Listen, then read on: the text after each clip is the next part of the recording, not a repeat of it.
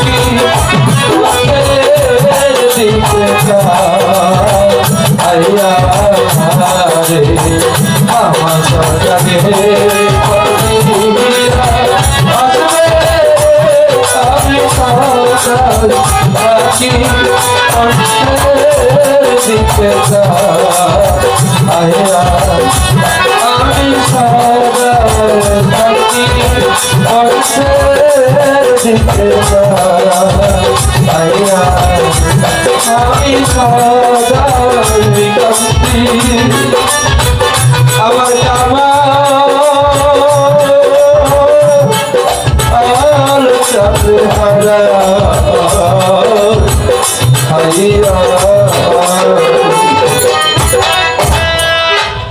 আমি গানের শুরুতে বলছিলাম আমাকে আপনারা সবাই চিনেন মোটামুটি, কিন্তু আমার পরিবারের আরো 3জন সদস্য আমরা ভাই বোন, তাদের কেউ ভালো করে চিনেন না। ইনি হচ্ছে আমার বড় ভাই। আমার বাবার চেহারা আমি যার মাধ্যমে দেখতে পাই। আপনারা আমাদের জন্য দোয়া করবেন। বর্তমানে আমার মাও অনেক অসুস্থ, বাবা চলে গেছে 2 বছর, এখন মাও অনেক অসুস্থ।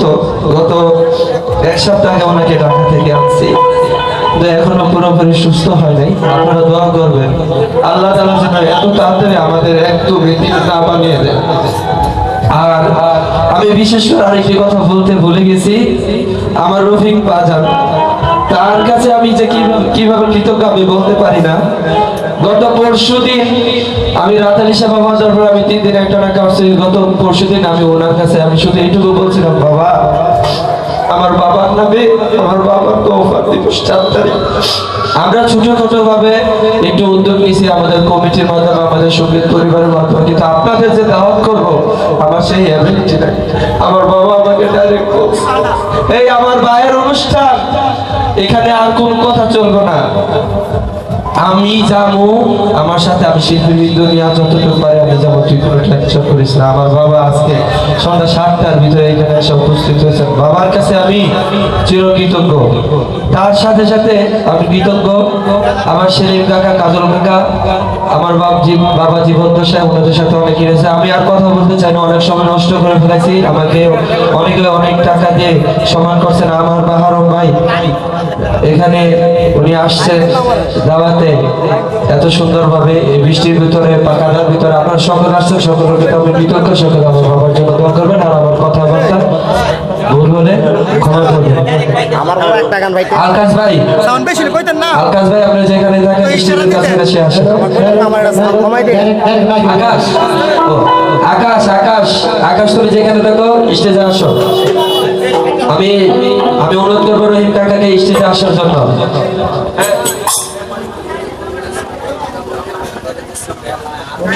নীলদা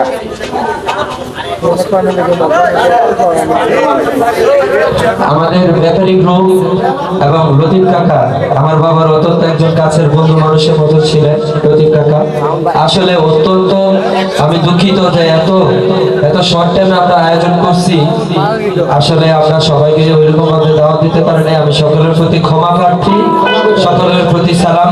আমি বলবো ব্যাপারী গ্রুপ, লতিফ কাকা আপনারা যেখানে থাকেন আমাদের স্টেজে এসে আমাদের দর্শন দিলে আমরা কৃতজ্ঞতা হই। আমি বলবো রহিম সরকার,